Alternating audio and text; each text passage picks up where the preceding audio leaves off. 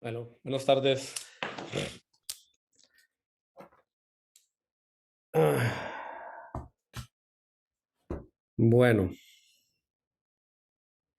vamos a compartir la pantalla. Hoy tenemos una clase pesada, así que voy a tratar, no los prometo, pero de hacer una paradita un poco antes para tomar aire. Hoy vamos a ver quizá la parte más compleja, respuesta a frecuencia. Vamos a analizar el modelo unificado para las etapas emisor común, common source. Pero en realidad lo que queremos hacer es ver luego de todo este análisis cómo podemos hacer para evitarlo. Pero bueno, tengo que justificarlo, ¿verdad? O sea, lo que queremos es buscar eh, una razón o darles la razón por la cual normalmente cuando se hace respuesta de frecuencia, análisis de respuesta a frecuencia o diseño a mano, vamos a preferir usar un modelo aproximado sencillo derivado de la aproximación de Miller y vamos a confiar un poco más en el simulador o en modelos analíticos escritos en Python, en MATLAB, para tener una respuesta, digamos, ya más precisa. Porque el análisis, digamos, teórico completo del modelo en sí se vuelve un poquito inmanejable, sobre todo si queremos considerar todos los efectos que pueden estar ocurriendo dentro del amplificador. Esa es la postura que normalmente se toma en cualquier libro de diseño analógico cuando se ataca la plataforma, perdón, la topología emisor común o fuente común. Es la misma que van a ver en el Rasabi. Yo me voy a ir un poquito desviado hacia como lo presenta el Baker, pero en realidad a la hora la verdad vamos a terminar con prácticamente las mismas ecuaciones. Y como les digo, esto es algo que simplemente va a servir para darnos una base teórica que justifique el por qué podemos confiar de manera razonable en las aproximaciones que vamos a usar a partir de ahora, que son las que en realidad se van a evaluar. Yo no los voy a evaluar el trastorno analítico de esto porque es bastante pesado. Pero bueno, entonces la clase se vuelve un poco larga por eso. Sobre todo pesada, no larga. Bueno, tenemos estos dos amplificadores que ya conocemos, ¿verdad? Como la base fundamental de los amplificadores que estamos diseñando, el emisor común o el fuente común. Y sabemos que inevitablemente, ¿verdad? En el modelo de alta frecuencia de mi amplificador BJT, emisor común, tengo en esta configuración una capacitancia flotante que normalmente se llama CMU, aunque en algunos lugares, en algunas hojas de datos le dirán capacitancia base colector. O sea, hay que tener cuidado porque muchas veces puede recibir ese nombre, pero es fundamentalmente la misma. Y en los transistores MOS, sobre todo los integrados, tenemos esta capacitancia C-gate drain, que ya sabemos es igual en saturación a la capacitancia de traslape gate drain, ¿verdad? Donde la capacitancia del óxido prácticamente desaparece de este componente capacitivo. Pero sabemos, ¿verdad? En ambas configuraciones que la ganancia, digamos, la transformación de Miller de estas capacitancias me produce capacitancias equivalentes. Las voy a poner acá entre puntitos. Me produce unas capacitancias equivalentes de Miller que son una escala, ¿verdad? De la capacitancia de entrada. Esta capacitancia flotante.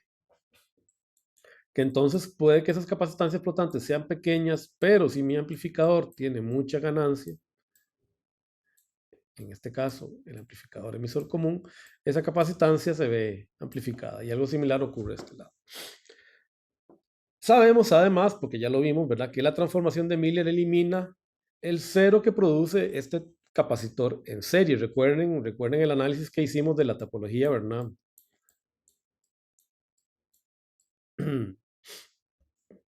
Paso alto, ¿no? Donde vimos, ¿verdad? Que en esta topología tengo, ¿verdad?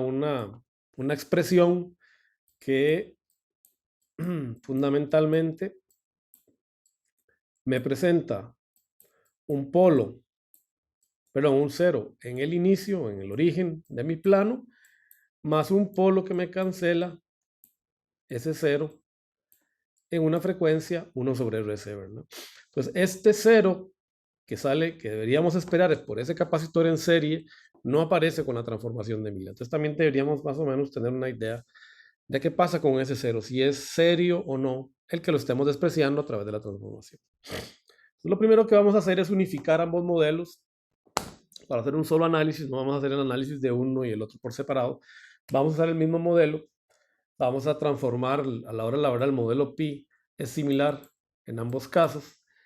Recordemos, eso sí, que hay una pequeña diferencia porque mientras el transistor BJT me presenta una resistencia o una impedancia RP entre la base y el emisor, en el caso del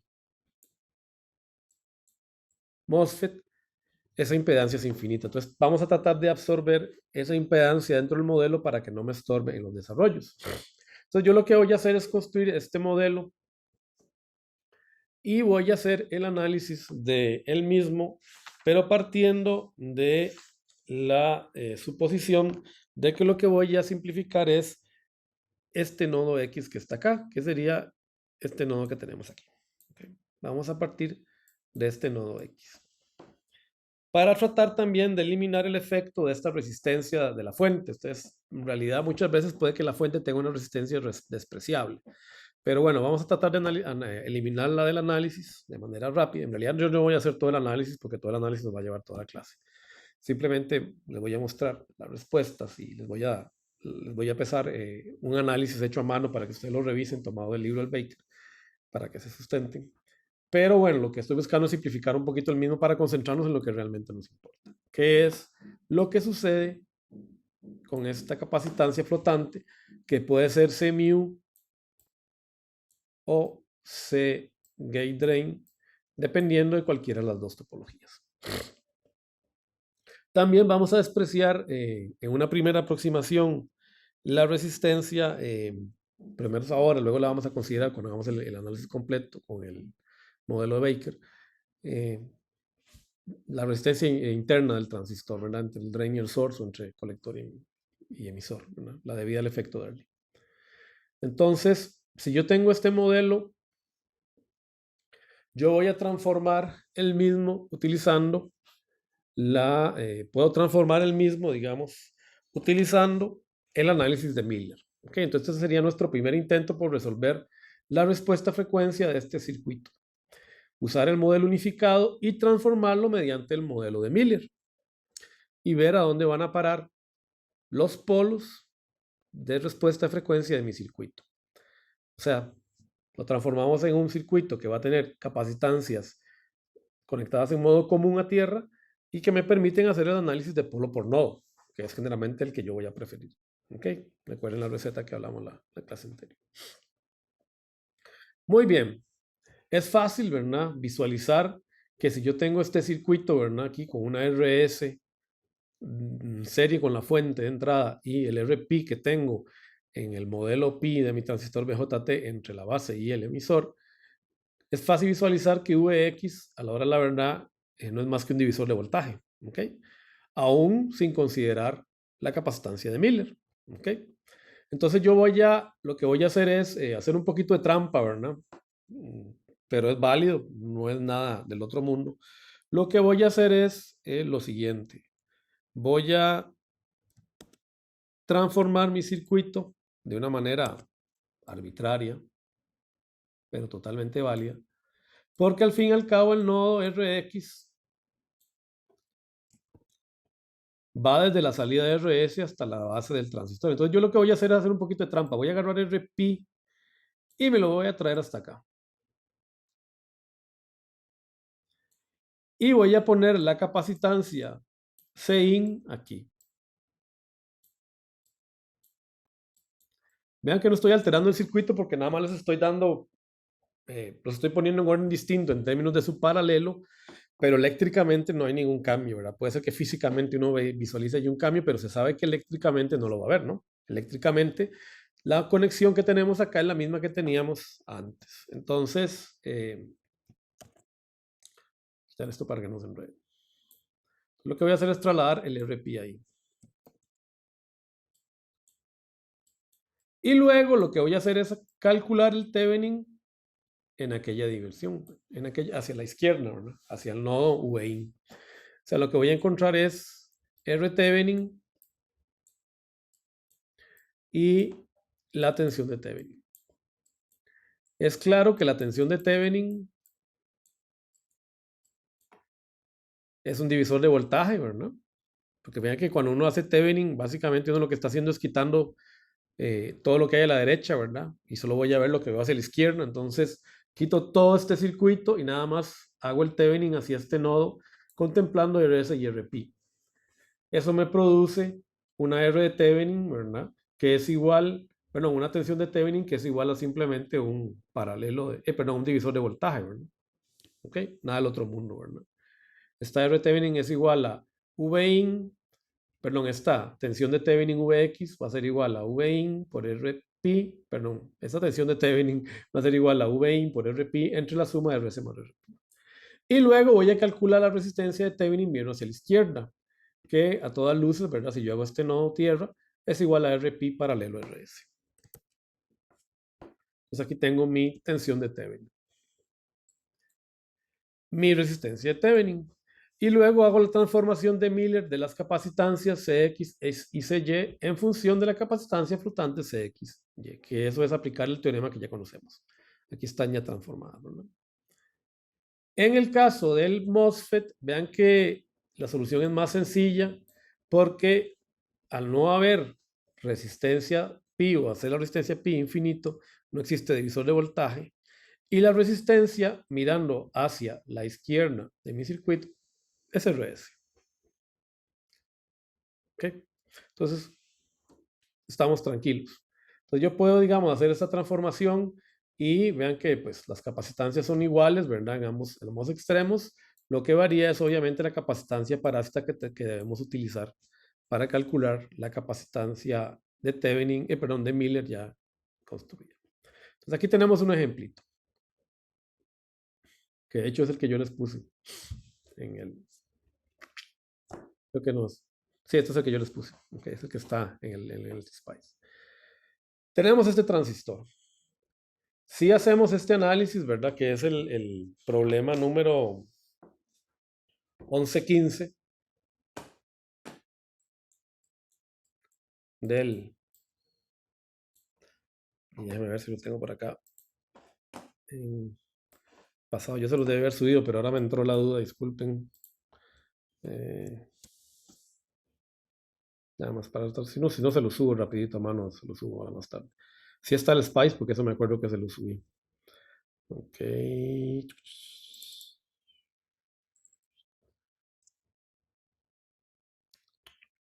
No, tengo que subir, tengo que hacerles a mano. Pero bueno, está resuelto en el libro.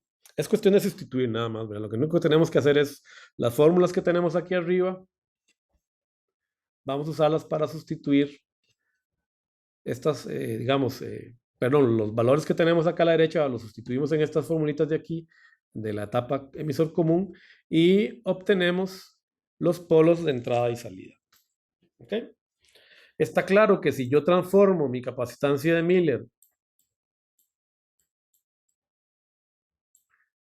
¿ok? Termino teniendo una capacitancia total de Miller acá, o de entrada, que sería igual, vamos a ponerle con total capacitancia in, a la capacitancia inicial que tenía Cin más la capacitancia transformada de Miller, que sería igual a la Cpi del transistor más C mu por 1 más Gm R. Y aquí voy a tener una capacitancia de salida C total out, que va a ser igual a la capacitancia que tenga este nodo. Yo, como les digo, prefiero no usarla, ¿verdad? Esta capacitancia, pero dado que está en el problema, la vamos a dejar para que nos dé parecido, ¿verdad? Lo que es el problema, que sería igual a la capacitancia entre el colector y el sustrato del transistor, más la capacitancia flotante, C mu, por 1 más 1 sobre GM RL. Ok, en este libro, en este problema, nos falta una parte del enunciado, y es que se me dice que hay que calcular esas frecuencias para RL igual a 1 kilo.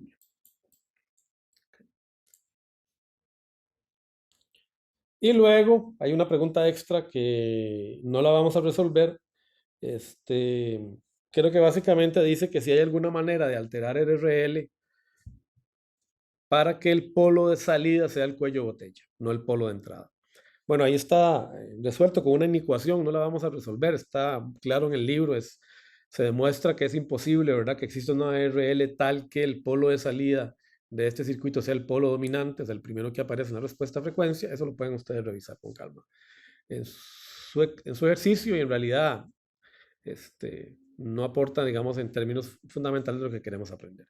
Pero si ustedes hacen estos traslados, estos cálculos, vean que ya tienen IC, o sea que pueden calcular GM, o sea, con esto obtienen el GM del transistor, y RL ya lo tienen. Entonces ustedes, pues, básicamente terminan obteniendo estos dos valores de respuesta de salida para sus polos de de su circuito. Entonces, en principio, ustedes deberían tener un circuito de este estilo, ¿verdad? Donde el polo dominante es omega P in. Y tienen el polo de salida más grande, más arriba en frecuencia, ¿verdad? Sería la respuesta a frecuencia de mi circuito. Esto sería el bode, y esto sería 20 logaritmo de GMRL. ¿Ok? Y esto sería la ganancia, ¿verdad? Voltaje. 20 logaritmo de la ganancia de voltaje. Lo voy a poner a U en decibeles para no poner todo. Ok. Entonces, el polo dominante es el cuello botella en este circuito. Está en 516 MHz, ya que la frecuencia más baja. Es la que me determina el ancho de banda. Recuerden que el ancho de banda va desde la ganancia media hasta la caída en menos 3 decibeles, que sería esta primera frecuencia. Bueno, ¿qué sucede? ¿Qué sabemos? Que por aquí se perdió un 0. 1. Y no sabemos exactamente qué tan preciso es este cálculo, ¿verdad? Bueno, aquí este es un ejercicio, no lo vamos a hacer. Ok, vamos a un ejercicio sencillo. Bueno, ¿qué sucede? Yo puedo hacer un análisis directo completo del circuito anterior, o sea, olvidarme de la aproximación de Miller y resolver haciendo toda el álgebra, ¿verdad? Ese proceso es tedioso. De hecho, en el libro no lo hacen completo, en el Baker sí lo hacen. En el libro llegan hasta una propuesta a partir de la cual presuponen algo que se llama desplazamiento de polos, o sea que los dos polos, estos dos polos que tenemos aquí, están muy lejos uno del otro. Y basándose en esa suposición, despejan expresiones para los dos polos. ¿Okay? Los invito a que lo revisen. Realmente el procedimiento hasta que se lleva a la función cuadrática fundamental no es nada del otro mundo, y luego se hace la suposición de la separación de polos. Yo prefiero, quizá porque es un poquito más intuitivo, seguir la aproximación que hace Miller, perdón, que hace Baker en su libro. ¿Okay? Sin embargo, noten que teníamos razón, ¿verdad? Nos aparece un 0 que no estaba visualizado. ¿Okay? La ventaja de este 0 es que es aproximadamente o es igual a GM sobre C mu, ¿verdad? Si es un BJT, o GM sobre C gate drain si tenemos un MOS. Ustedes se acordarán que nosotros vimos una expresión para la frecuencia de tránsito que decía que realmente, de hecho no la vimos completa, pero sabemos que hay una aproximación, que la frecuencia de tránsito es igual a GM sobre C pi más C mu. Y en el MOSFET es GM sobre C gate source más C gate drain. Esta es la aproximación exacta que yo les dije que la resolvieran, ¿verdad? Del problema libre. Nosotros nos quedamos con CGS y CPI, pero en realidad se puede extender para, yo les expliqué cómo se podía extender para esas dos capacitancias. ¿Cuál de estas dos frecuencias es mayor? ¿La del 0 o la de FT?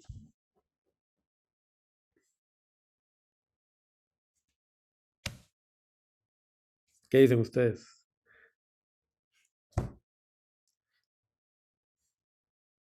¿Cuál será mayor? ¿Esa frecuencia del 0 o de la frecuencia de tránsito?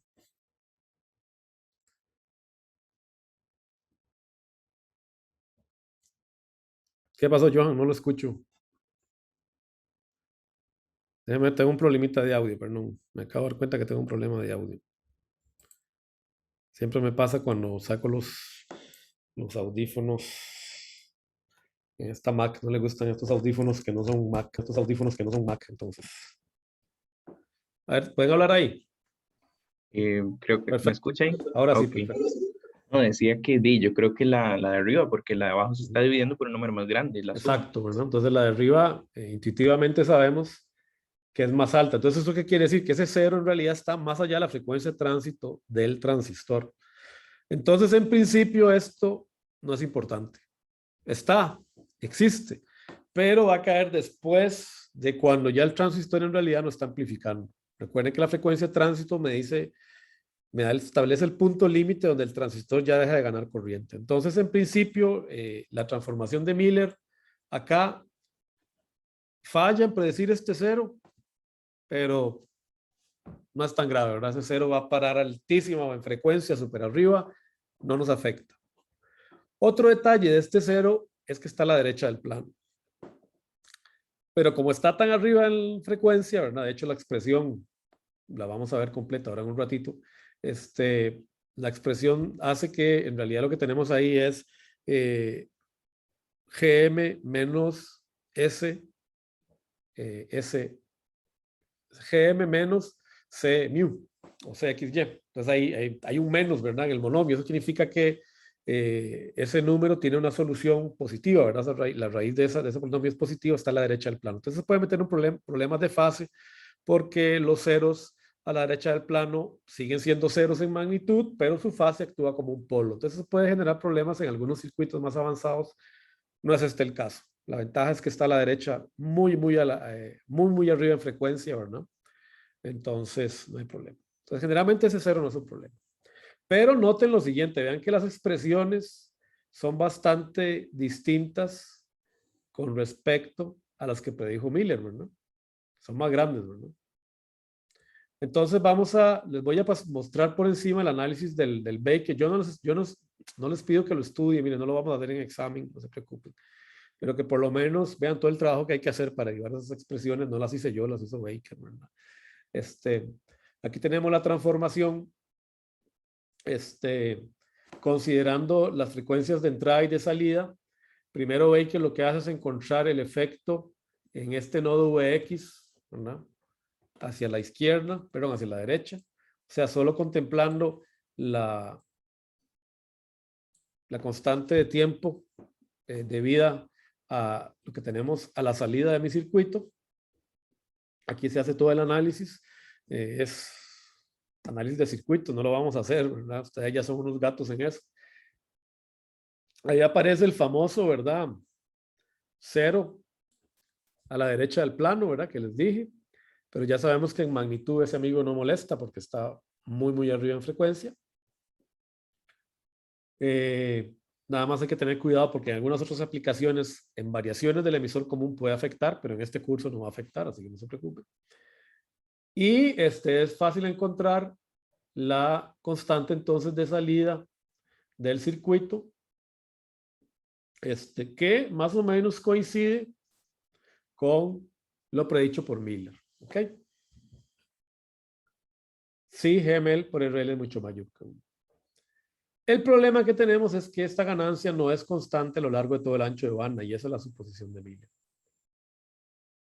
Entonces aquí vamos a encontrar ahora el efecto de la constante hacia la izquierda. ¿Cómo afecta la constante de entrada a todo este circuito? O sea, hay que encontrar Vx entre V de Thevenin.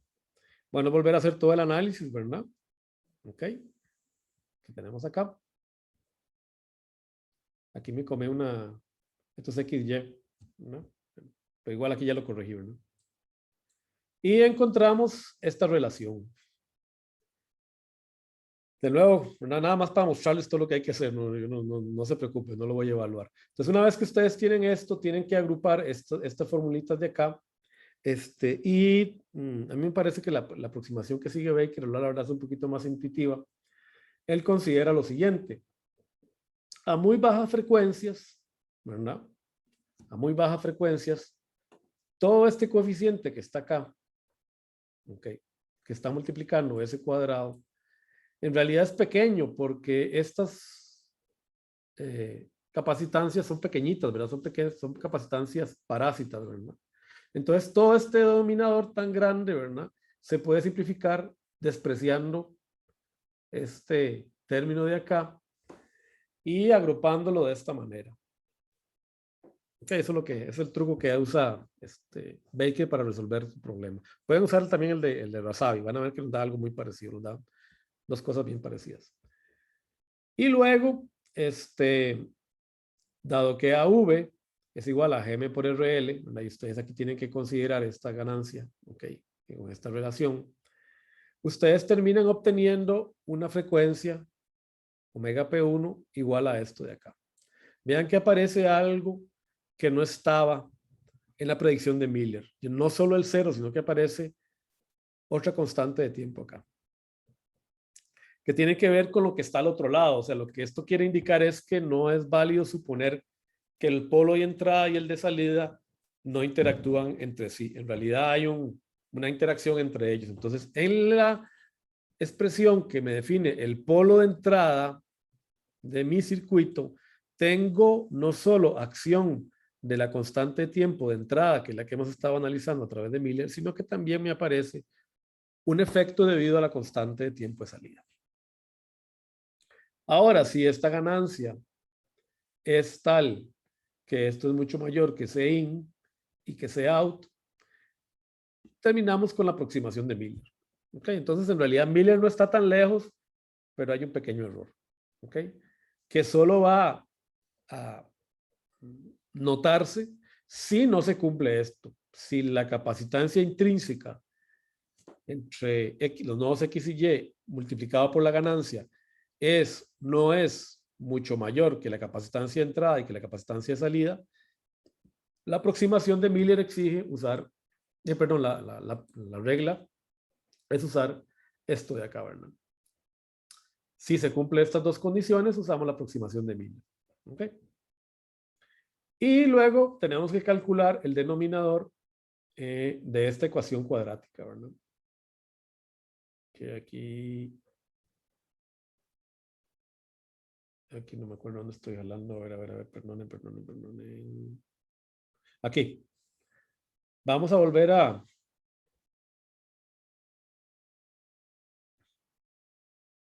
volver a agarrar esta expresión para ver qué pasa con el polo de salida. Aquí sí estamos haciendo lo mismo que hace Razavi, esta parte ya es igual.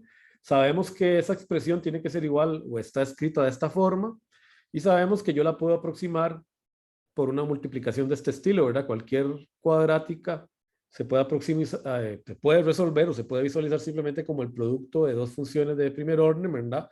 Con sus respectivas raíces, ¿ok? Que es lo que hacemos en realidad cuando nosotros estamos calculando las raíces de una ecuación cuadrática, ¿no? Entonces, yo puedo expandir esto de esta manera y si yo supongo que el coeficiente de A es mucho menor que el coeficiente de B, o sea, que esto de acá es mucho menor que esto, yo puedo despreciar esto de acá, que fue lo que podemos hacer, y bueno, haciendo algún truco ahí numérico, nada más factorizando esta ecuación X que tenemos acá, de la ecuación de este denominador, si hacemos ese truco algebraico, terminamos con una expresión que de alguna manera tiene que estar relacionada con la forma normal o tradicional en que expresamos un producto de raíces conjugadas, ¿verdad? Porque al fin y al cabo esto es una expresión cuadrática. De aquí, dado que ya sabemos que omega P1 es igual a omega Pin, pues solo nos queda obtener omega P2. ¿Ok? Entonces, bueno, aquí se hacen algunos trucos algebraicos. Si suponemos que la resistencia Thevenin es muy grande, ¿ok? Se puede hacer todavía alguna simplificación mayor. Vean que si la resistencia Thevenin es muy grande, en realidad este término de acá termina siendo tan grande que este prácticamente se elimina, ¿verdad? El de arriba, entonces se simplifica mucho el circuito, ¿verdad? Y no va a aparecer omega P2. Y si GM es mucho mayor que 1 sobre RL, terminamos con esta expresión para omega P2. Yo sé, vea, esto es un trabajo de como media hora de estar pasando y entendiendo, ¿verdad? No tiene sentido, como les digo, si quieren, es una buena práctica y si ustedes llegan al curso de maestría de ULCI, ahí hay que hacerlo, ahí sí es obligatorio, ¿ok? Hay que hacer este despeje, pero yo no los quiero cargar con eso, la verdad que no tiene sentido, ¿verdad? Lo que quiero ver es de dónde sale la expresión. Ahí está, si quieren el apunte, lo revisan con calma, y está la referencia del Baker, si no me entienden a mí, este es el libro, tengo que apuntarle la página, por cierto, pero si quieren después se las pongo aquí en el PDF para que lo tengan. ¿Okay? Ahí está eso resuelto. Entonces, si ustedes llegan y hacen esa solución, obtienen, ahí tengo un enredo en las diapositivas, otro más, ¿cómo aparecen? Encuentran estas dos expresiones, ¿ok? Donde lo que yo les decía, ¿verdad? Si la R de Thevenin es muy grande, ¿verdad? Se puede eliminar este efecto de acá. Este efecto va a dominar y este se puede eliminar. Y si RT es 0, vean que omega P2 pues tiende casi que al infinito, ¿verdad? Ok, aquí. Si aquí RT es 0, pues omega P2 pues va a ser. Omega P1 es la que va a tender al infinito. Eso tengo que arreglar, que ahí está raro eso. Bueno, esto de acá es la aproximación que vamos a usar, o es la que normalmente uno usa para su circuito. ¿Ok? Para resolver circuitos. Acá sí, aquí esto es omega P1, esto lo tengo que corregir. Ok. Cierre de Thevenin es 0, ¿verdad? No, está mal. Déjame revisar eso, porque aquí tengo un enrollito en la diapositiva que ahora solo voy a anotar. Ya siempre salen errorcillos y que se me nota uno hasta que no los encuentra ahí. Entonces, anotar, no lo pongo para que no se me olvide, porque a veces digo que hay que corregir cosas acá y luego no las corrijo. Positiva 46. Revisarla. Le prometo que ahora se la reviso y se la subo bien. Ahora, entonces, esta es la ecuación, ya la voy a corregir para que usted la tenga, que normalmente uno utiliza para encontrar estos dos polos. El 0 está ahí, como vemos el 0 no afecta. Si nosotros usamos, aquí tenemos un ejemplo de análisis directo, lo vamos a resolver ahorita, tranquilidad. Si comparamos las dos expresiones, digamos en este problema que tenemos arriba, vean que la expresión del Razavi es un poquito más compleja, ¿verdad? Que la expresión del Baker. ¿Ok?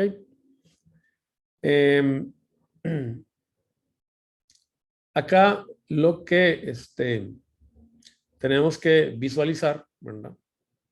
Es que en realidad las dos expresiones son equivalentes y por eso yo prefiero quedarme con esta que no andarlo con esta que es mucho más grande. ¿Qué sucede? Que fíjense que si esto de acá es mucho mayor que 1, todo esto de acá entonces es GM1, RO1, paralelo RO2. Ok. Por más 1, perdón, más por CXY. No, perdón, aquí, perdón, estoy confundiendo. Fíjese que estas dos expresiones son prácticamente iguales, ¿verdad? Lo único que no está apareciendo acá es este término, en este lado de acá, ¿verdad? Entonces lo que estoy acá es sacando a factor común RS. Esto de acá es prácticamente todo esto, ¿verdad? ¿Ok? Entonces, vean que lo que me va a aparecer acá es este otro fenómeno. Pero vean que yo puedo suponer que esto de acá, esto que está a la izquierda es mucho mayor que esto. ¿Por qué? Porque 1 más Gm por R1 paralelo a R2 es un número grande, ¿verdad? Fíjense que es la ganancia intrínseca del amplificador. Entonces yo sé que esta ganancia, ustedes se acuerdan, hicimos los cálculos, es 60, 70, ¿verdad? ¿Te acuerdan que hicimos los cálculos de cuánto podía ser la ganancia intrínseca de un amplificador common source, fuente común o emisor común? Es muy grande. Entonces si esto es muy grande, todo este término es generalmente mucho mayor que este de acá. ¿Ok? Entonces, en principio, la aproximación de Baker es prácticamente la misma, ¿verdad? Hay un error pequeñito, ¿verdad? Pero funciona. Pues nos podemos quedar con esta. La primera pasa, ¿verdad? Es muy parecida a la de Razavi, nada más que despreciamos este término, pero vimos que eso es por el efecto de que la ganancia intrínseca del amplificador es grande. Entonces, eso es válido.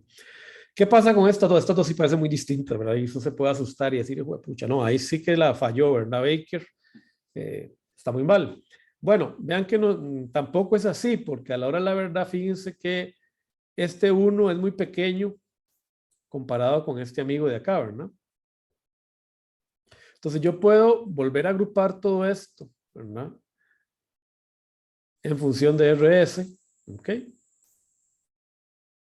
¿Ok? O puedo agrupar todo eso en función de RO, cualquiera de los lados. Entonces, a mí me conviene agruparla, en este caso, estas dos. Si yo agrupo estos dos términos de acá, yo sé que estos dos grupos, ¿verdad? Que tienen como factor común, ¿ok? Este RO1 sobre RO2 van a ser mucho más grandes que este de acá. Entonces este término yo me lo puedo volar. ¿Ok? Y luego, este factor de acá es mucho más grande que este factor de acá. Entonces, también, en cierta manera, lo puedo despreciar, ¿verdad? Porque recuerden que esta ganancia es 70 veces, ¿verdad? Ok, o anda por ahí, ¿verdad? Se acuerdan que es un número muy grande, 50, 60.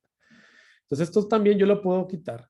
Luego, esto de acá es bastante mayor que 1, entonces este también lo puedo quitar. Y si yo quito este término de este 1 de acá, entonces fíjese que este amigo se me va con este amigo y este amigo se me va con este amigo y termino con esa aproximación, ¿verdad? La de Baker. Entonces, también podemos usar la de Baker, ¿ok? Porque es una aproximación de todos modos y va a andar cerca, ¿ok? De lo que yo ando buscando. ¿Qué tan cerca? Ok, esa es la pregunta del $1.000.000. Ok. Si nos venimos, y esta, no sé por qué esta diapositiva me cayó aquí, debería haberla movido un poquito más para atrás.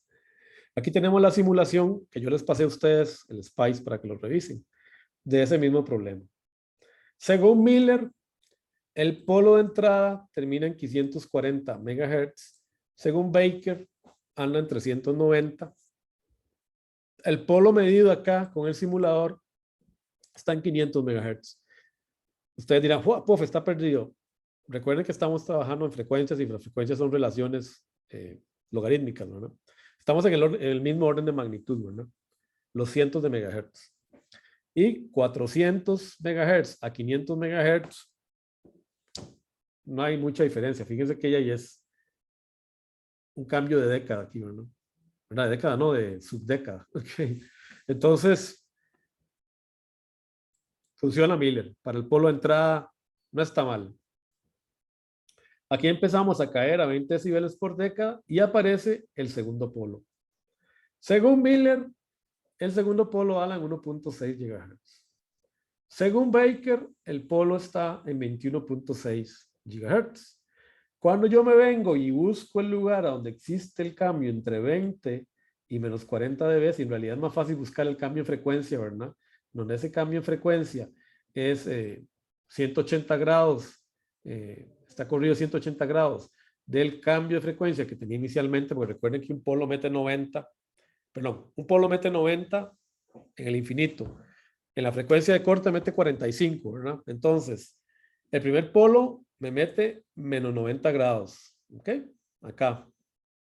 Y el segundo polo me mete otros 90 grados. Entonces, lo que tengo que buscar es el lugar donde hay una diferencia más o menos de 90 grados, ¿ok? Que es, ustedes lo pueden revisar ahí con calma. Ocurre por aquí. Y por ahí yo sé que está el segundo polo, ¿ok? Este segundo polo, según la simulación, anda alrededor de 20, vean que aquí está, de hecho aquí está la fase, ¿verdad? Fíjese que estoy, aquí la fase tiene que, ahí tengo que ir encontrando los, no, esta es la razón entre cursor 1 y cursor 2. Cursor 1 y cursor 2. Acá está. Acá. Okay, aquí está el primer cursor y aquí está el segundo. Hay un cambio, ¿verdad? Con respecto al otro. Entonces, como aquí hay ya 90 grados más o menos de diferencia, ¿ok? Yo puedo decir que aquí está el polo y anda en 27 GHz, o sea, está muy cerca de Baker. O sea, que Baker también me da una buena aproximación. ¿Ok? Entonces, justifico, ¿verdad? El por qué yo puedo utilizar la aproximación de Baker para calcular los polos de salida y quedarme con el de Miller para el polo de entrada. O sea, la de Miller en el polo de entrada me da bien. Y a la salida tengo que usar la aproximación un poquito más cuidadosa de Baker, que es esta de acá. Bueno,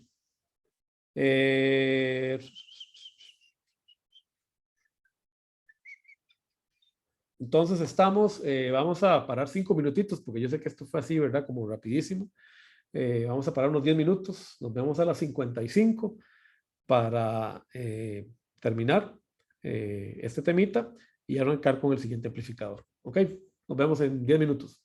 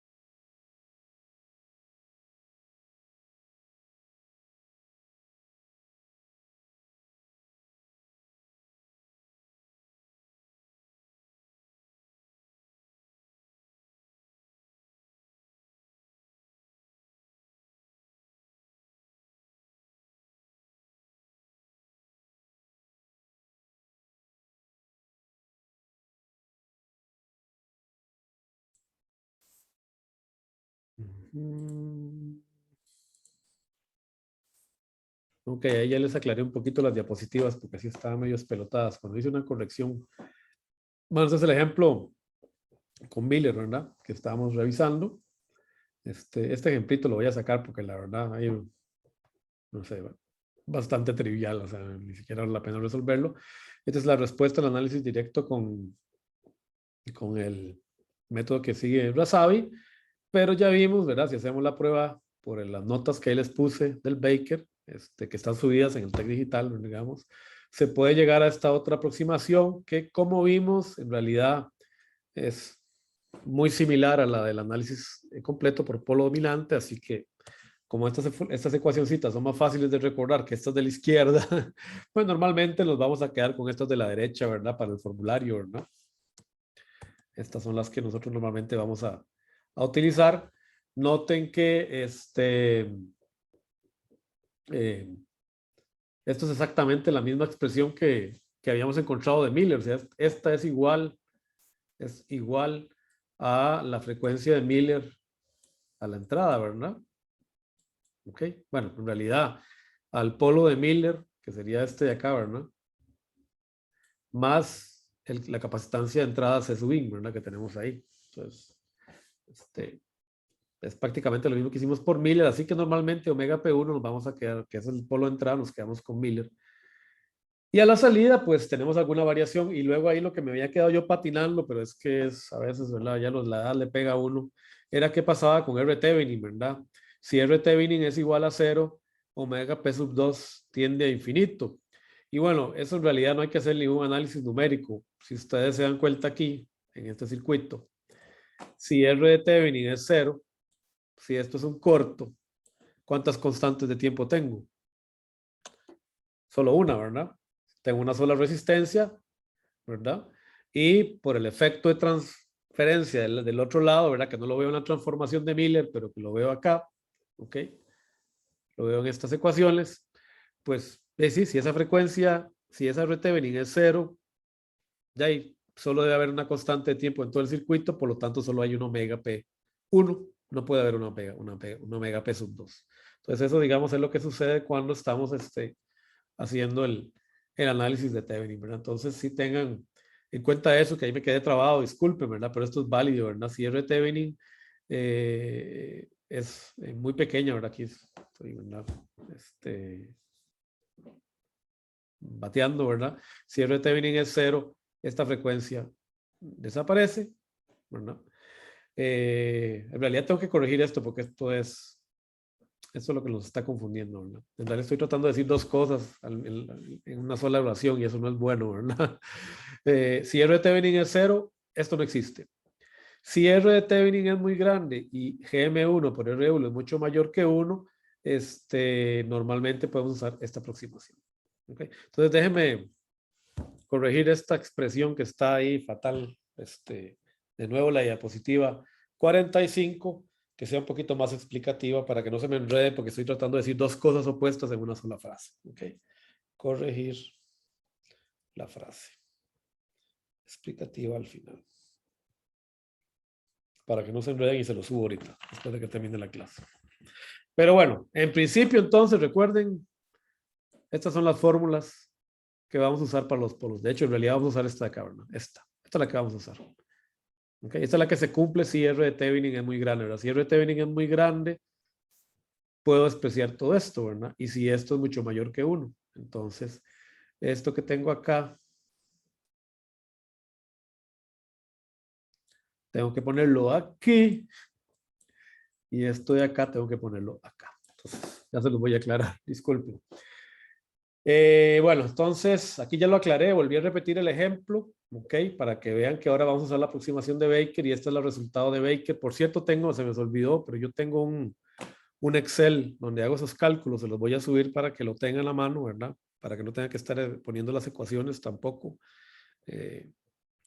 Tengo el Excel para hacer esos calculillos y se me olvidó subirlos ahora que me puse a hacer el análisis. Pero creo que está en el punto zip. Sí está en el punto zip que yo le subí. En el punto zip está un archivo que se llama cálculo RF, que es respuesta de frecuencia CE. Ahí están todas estas ecuaciones para este transistor BJT. Vean que ahí están las características del transistor y todo eso. Y ahí está el cálculo de la frecuencia según el teorema de Miller y según la aproximación de Baker. ¿Ok? Entonces ahí lo tienen. Pueden usar para que ustedes lo, digamos, para otros problemas que les hagan en el futuro. Está dentro del punto zip que yo les di, ¿verdad? Para que les subí al TEC digital. Entonces ahí está ese Excel para que lo usen, que es donde yo saqué esta respuesta de acá. De nuevo, ¿verdad? El cuello de botella sigue siendo la frecuencia. Y ahora sí, esta era la simulación, ¿verdad? Que también ustedes la tienen, la pueden correr para que verifiquen, ¿verdad? Que todo está bien. Ahí de una vez van a aprender a hacer el análisis de AC, o sea, cómo sacar respuestas de bode de un amplificador. Ahí están los comandos puestos, hay una explicacióncita donde vienen los parámetros para que lo tengan ahí a mano y lo puedan usar para el proyecto, porque en el proyecto tienen que hacer un análisis de bode de su amplificador. Y así que ahí lo tienen. Y cómo encontré las frecuencias de corte, perdonen que ahí me enredé también, ¿verdad? Pero eso es lo que pasa, como yo les digo, a veces uno deja de hablar y piensa, ¿verdad? Entonces, cuando dejé de hablar, me acordé, ¿ok? El primer polo, ¿verdad? Recuerden, según la regla de Bode, es el que genera un desfase de 45 grados, ¿verdad? Entonces, partiendo de la frecuencia de donde estamos saliendo, que es 90, ¿ok? Acá hay 45 grados, ¿verdad? Ok, entonces aquí tienen 30 y aquí tienen 15, ¿verdad? Estamos partiendo de menos 180 grados, porque es un amplificador inversor, entonces tienen una inversión de menos 180 grados gratuita, ¿verdad? Porque es un amplificador inversor. Salen de 180 grados de desfase, caen 45 grados. Vean que hasta este punto, ¿verdad? Que es aproximadamente un décimo de la frecuencia de corte, la fase se mantiene constante, empieza a caer y justo donde está la frecuencia de menos 3 decibeles, y de hecho ustedes podrían medir, ¿verdad? También que entre este punto y este punto tiene que haber 3 decibeles, pero es más fácil verlo en la fase porque en la magnitud a veces las diferencias son pequeñitas. Ahí tienen 45 grados y el segundo corte tiene que ser a 90 grados de esto, ¿verdad? Porque estamos ya hablando de que este polo corre otros 45 grados aquí, ¿verdad? Ahí es donde ese polo ya deja de actuar y luego vuelve a correr otros 45 grados en este punto. Entonces aquí cayó 45 y quedó raro que dice caída, ¿verdad? Yo no estoy viendo la caída en... Entonces voy a borrar esto aquí para que no digan que esa es la caída, ¿verdad? Sino que estoy viendo eso que está aquí, la pendiente de caída, ¿verdad? Entonces, la frecuencia de corte que está por acá. Aquí tienen otros 45 grados. Aquí es donde deja actuar el primer polo. El segundo polo empieza a desfasar 45 grados y los alcanza aquí. Y tiene otros 45 grados de desfase, ¿verdad? Entonces yo sé que donde tengo 135 grados con respecto a la fase inicial, que era menos 180 grados, tengo el siguiente polo, que es este de acá, ¿verdad? Entonces vengo con el cursor y mido la ganancia. En ese caso, ¿verdad? Bueno, la ganancia no me importa tanto, lo que me importa es la frecuencia, ¿verdad? Y la frecuencia que me está dando el simulador es 27 GHz. Y Baker predijo 21. Así que estamos bien, ¿verdad? Bueno, ahí tienen el Spice para que jueguen con él y lo entiendan, ¿verdad? Y yo sé que todo esto, ¿verdad? Para ustedes, ahora en este nivel, digamos, capaz que los supera un poco, ¿verdad? No se preocupen, ¿verdad? Recuerden que este es un curso introductorio y estamos tratando de darles las bases de cómo se hace el diseño de circuitos. Ya después, si quieren hacer circuitos de verdad, están invitados al DSI Lab dentro de un par de años a que vengan a trabajar con nosotros. Ahí los vamos a poner a hacer circuitos integrados de verdad, entre ellos analógicos. Pero para que aprueben y se gradúen, aquí lo tienen, ¿verdad? Ok. Aquí tenemos un segundo ejemplo que yo no lo resolví porque soy un vago, la verdad. Es no lo resolví en simulación. Es este mismo amplificador, solo que con un MOSFET, utilizando el modelo de alta frecuencia que propone el Razavi. Aquí tenemos la respuesta según los métodos, ¿verdad? Este es el método de Miller. Este es el método exacto, que es el de la aproximación del Razavi, y este es el de polo dominante. Noten que el método exacto y el de Baker, andan bastante cerca. Entonces, como este es el mejor, nos vamos a quedar con este. Alguno de ustedes me preguntará, profe, pero el Miller anda medio lejos. Sí, pero en realidad es solo una octava, ¿verdad? Está el doble, entonces no hay tanto problema, ¿verdad? No está tan lejos, ¿verdad? Está una octava debajo nada más de lo que está prediciendo Baker. No hay tanto problema. Ahora, para cerrar este tema, ¿por qué ocurre eso? ¿Por qué podemos hacer la aproximación de polo dominante? Porque parece como muy arbitrario que tanto Razavi como Baker presuponen que los dos polos del circuito están muy lejos uno del otro.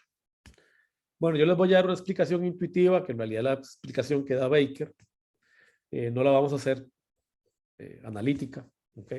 Porque si no sería un trabajo increíble. Pero tiene que ver con lo que pasa con la ganancia en este punto, Vx. ¿Qué sucede? Que ustedes saben que en realidad el circuito amplificador que está haciendo la transformación de Miller está alterándome esta capacitancia, ¿no? Y que esta capacitancia se transforma en una capacitancia equivalente de Miller a la entrada igual a 1 más GM RLC. Pero esto está presuponiendo que el amplificador gana siempre, ¿ok? GM por RL. Y eso no es cierto, porque en realidad sabemos que el amplificador empieza su ganancia, que si ustedes sacaran el análisis de Bode, dividieran esto entre Vin, si hicieran esto dividido entre Vin, verían que esta tensión es igual a más o menos 20 logaritmos de GM por RL, este punto de acá. Aquí esto es aproximadamente 20 GM por RL, pero bueno, me falta restarle Wayne, ¿verdad? No lo hice en la simulación.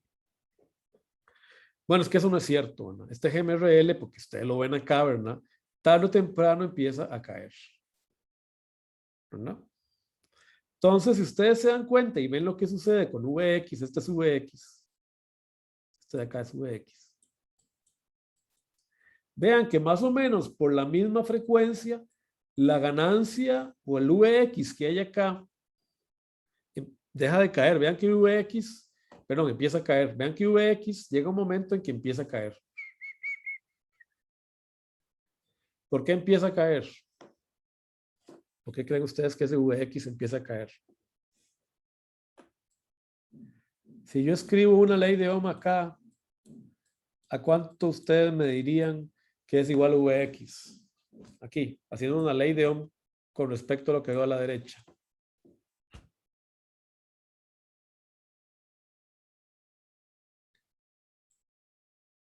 Les doy una pista. Aquí hay una Ix. ¿A cuánto es Vx en función de Ix? Igual. ¿Por qué?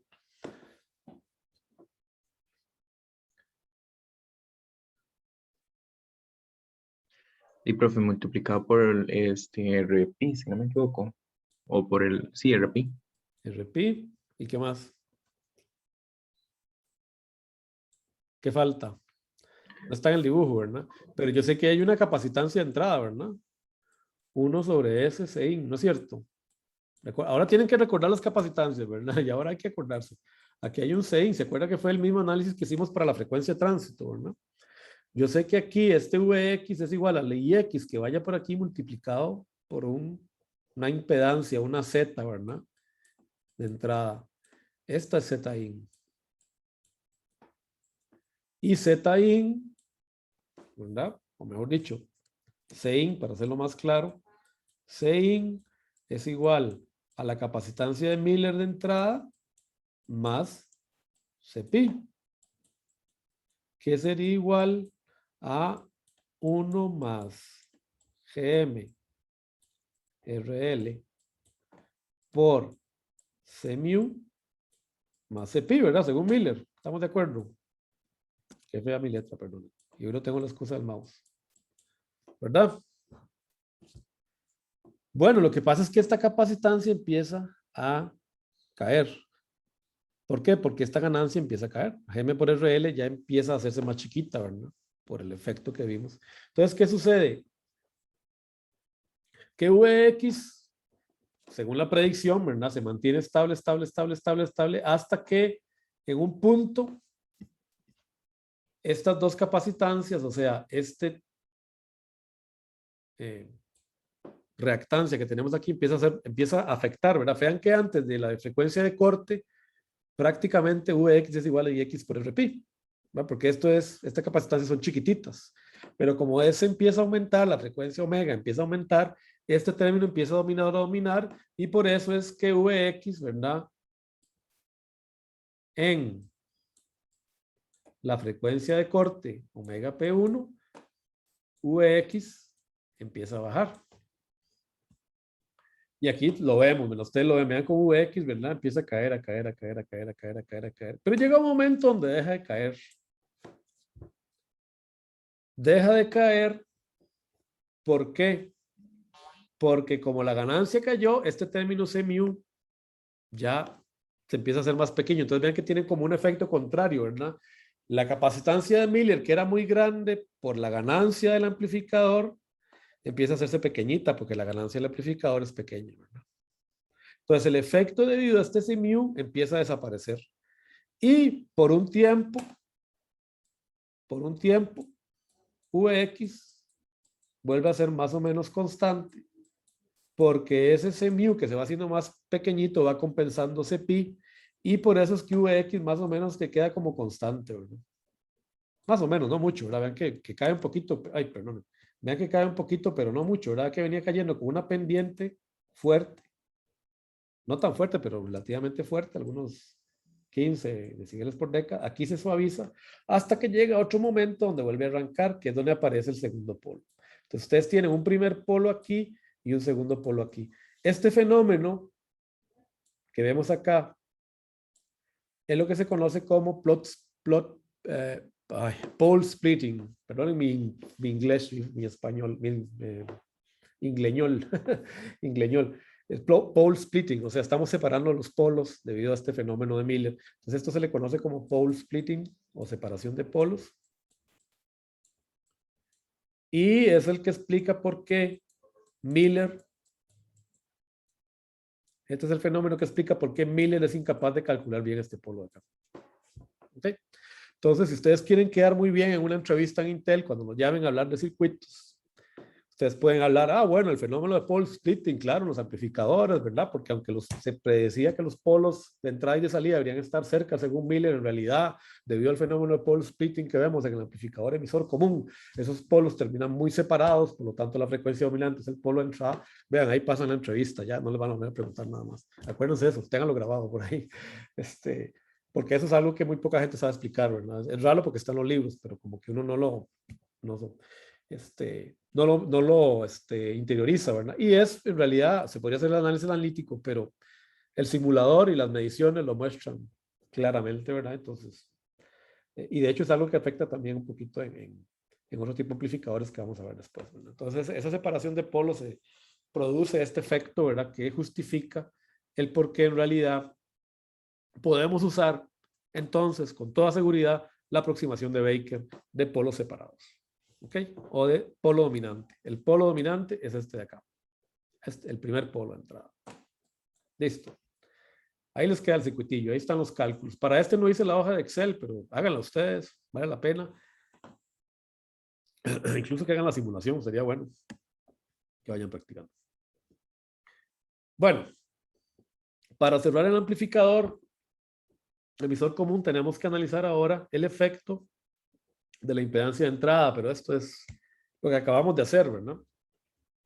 Vean que si ustedes miden la impedancia mirando hacia la base del transistor, tienen que contemplar RP, como dijo muy bien Johan, en paralelo con la reactancia que tengamos, pero esa reactancia se ve afectada por el efecto de Miller, ¿verdad? Sobre la capacidad flotante C mu, que fue lo que acabamos de ver aquí, ¿verdad? Toda esta hablada que les acabo de hacer es exactamente este cálculo de Z-in, ¿verdad? Okay. Así que ahí está. Esto simplemente, pues, expandiendo la ecuación, ¿verdad? Ok. Y lo mismo pasa para el MOSFET. Pregunta del $1.000.000. ¿Es esto realmente un Z-in?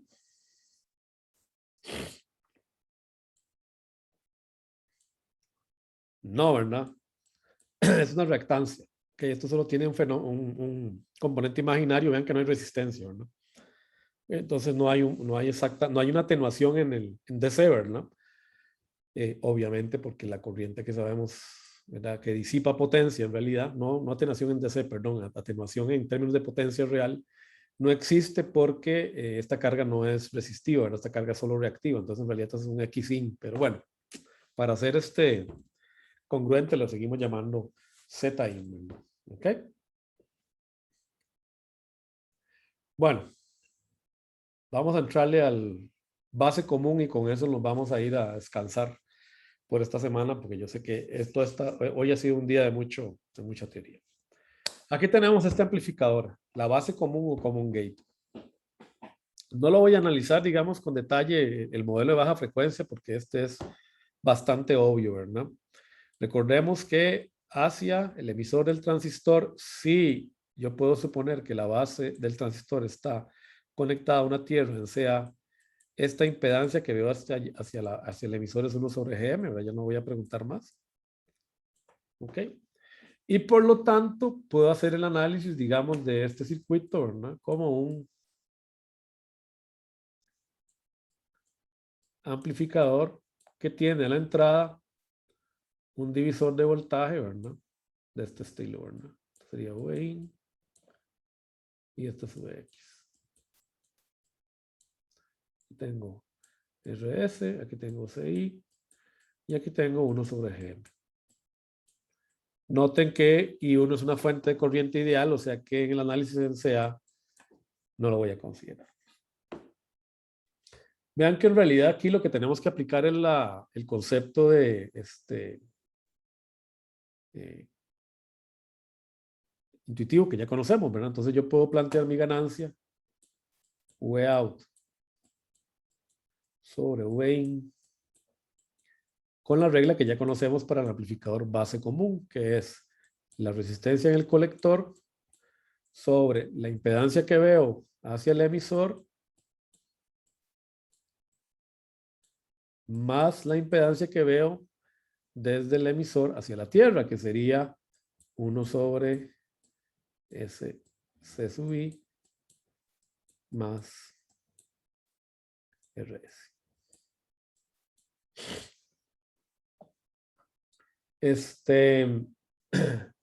Sin embargo, en realidad aquí pues tenemos que tener un cuidadito, ¿verdad? Porque yo estoy acá pasando por alto, ahora que lo veo, algo muy importante, y es el hecho de que en realidad a ver. Yo tengo que pensar primero en el hecho de que tengo, ¿verdad? Bueno, no, pero en realidad está contemplado, perdón, ya lo vi, está bien. Esa es la fórmula y la fórmula funciona, ¿verdad? No hay que darle vuelta, esa es la fórmula. De hecho, es la ecuación 1193, ¿verdad? Del Basal. No sé por qué me enredé, perdonen, ya la he dado un viernes a estas alturas. Pero bueno, si ustedes elaboran esta ecuación, van a llegar acá, a esta de acá. Fíjense que esta es la expresión para un filtro paso alto. ¿Ok? Tiene un 0 en el origen. Y luego tienen esta expresión en el denominador. Vean que, ¿qué pasa si S es igual a, o S tiende al infinito? Si S tiende al infinito, vean que esta expresión me queda indefinida, entonces tengo que aplicar la regla del L'Hopital, ¿verdad? Si aplico el procedimiento del L'Hopital, derivo arriba y abajo, ¿verdad? Se me van las S, se me va el GM, y me queda bueno, obviamente CI se me va a ir también porque me queda CI, ¿verdad? Encima de CI. Y si es así, me queda esta expresión de acá. Y esta expresión de acá es la que ya conocemos. Bueno, ahí queda un RC en lugar de un RD. Es la que ya conocemos para la ganancia del amplificador, ¿verdad? Base común, que fue la que derivamos, ¿verdad? Que de hecho es la misma expresión intuitiva, ¿verdad? Fíjense que es la misma expresión intuitiva, pero sin considerar la capacitancia, ¿verdad? RD entre la resistencia vista hacia el emisor más la capacitancia vista desde el emisor a tierra, que es RS. Entonces, perfecto. En el infinito, el amplificador es tal que este capacitor desaparece en la entrada. ¿Ok? Bueno, obviamente aquí no estoy metiendo las capacitancias intrínsecas. Recuerden que el primer análisis es sin capacitancias intrínsecas. Y bueno, y este término de acá sabemos que es un cero en el origen, así que esto tiene esta forma. Y sabemos que este cero se me tiene que cancelar cuando aparezca este polo, que se lo pueden, ay, ay, ay. Ustedes, yo sé que están en capacidad de encontrarlo rápidamente, ¿verdad? Simplemente fijándose en esta expresión de acá, ¿verdad? Ahí aparece ese polo, ¿verdad? Sacan el GM a factor común, ¿ok? Ustedes sacan el GM a factor común, esto les va a quedar RC, C y S entre, sale factor común el GM y les queda 1 más, ok, 1 más GM RS, ok, SUI sobre GM, ¿verdad? Y de aquí, bueno, ahí está el polo. Es rápido. Entonces, este es fácil. Ahí recuerden que tienen que repasar el bode, ¿verdad? Es fácil de ver cómo se produce esa. ¿Qué pasa en alta frecuencia? Por eso es que vamos a ver el base común hoy para cerrar la clase. ¿Hay efecto de Miller en el amplificador de alta frecuencia base común? En alta frecuencia, en el base. ¿Qué creen ustedes? Suponiendo que RO es infinito, eso sí. ¿Ven alguna capacitancia que sea de Miller?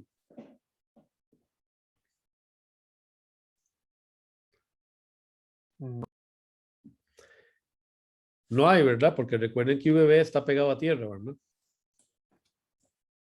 Entonces vean que en este amplificador no existe la capacitancia de Miller, entonces no, su respuesta a frecuencia es más directa de analizar y además establece dos características muy interesantes.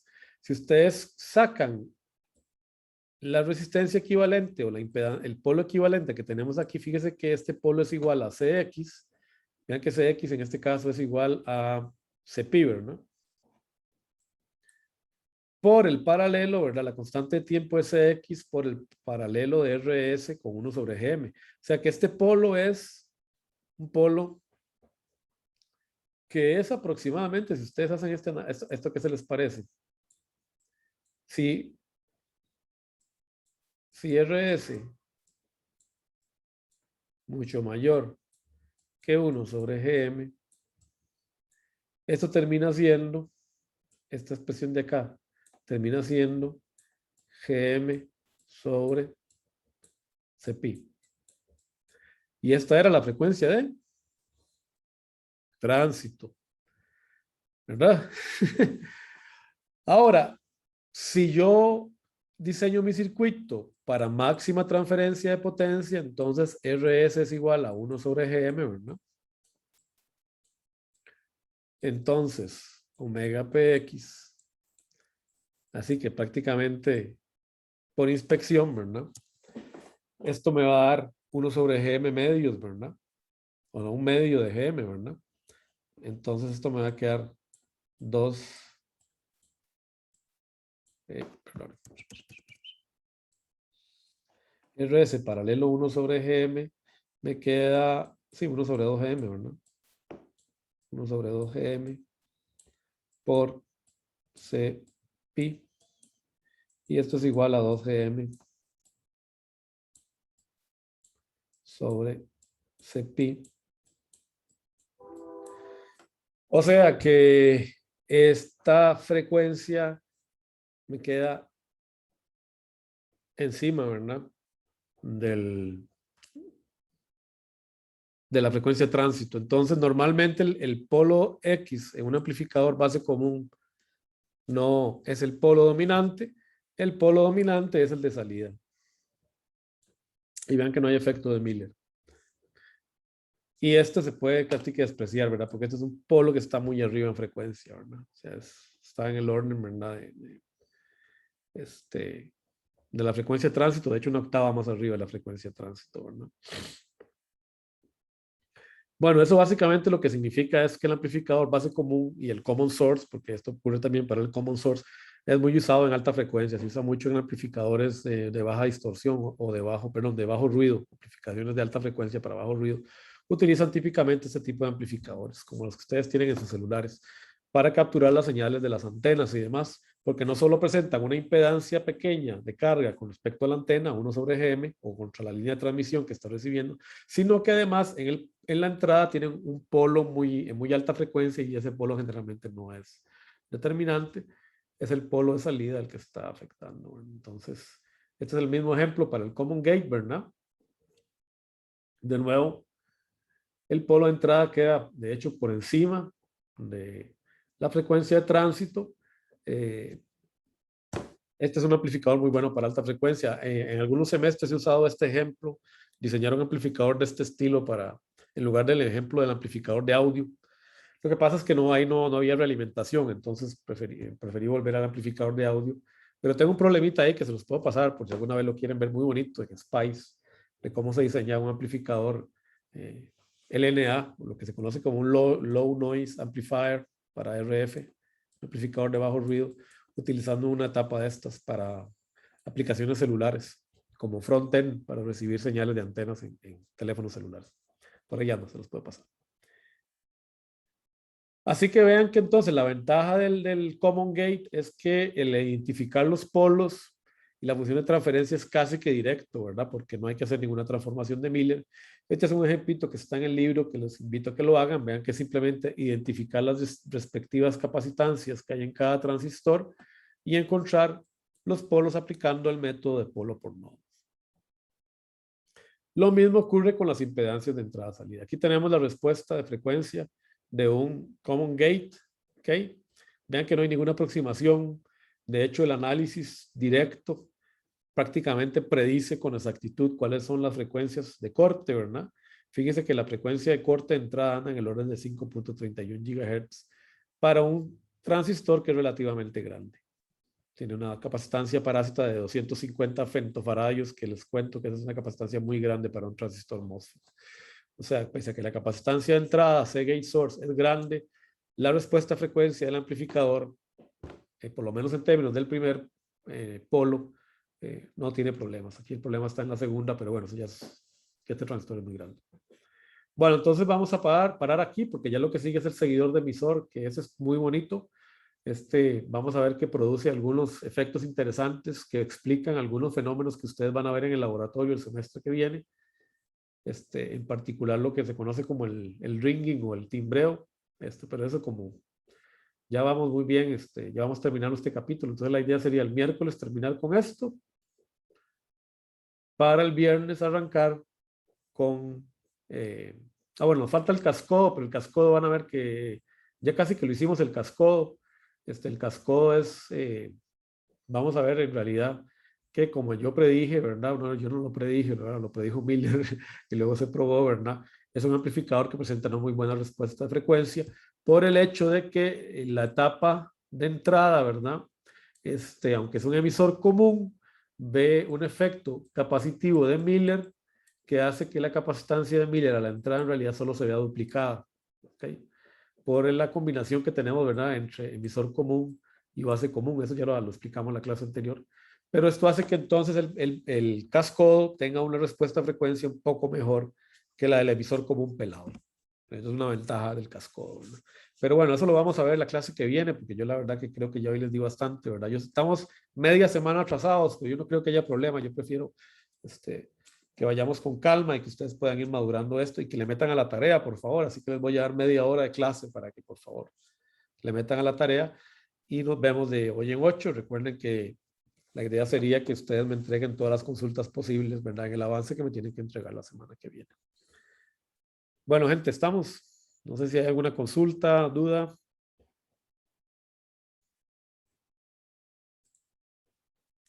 Si no, hasta acá llegamos.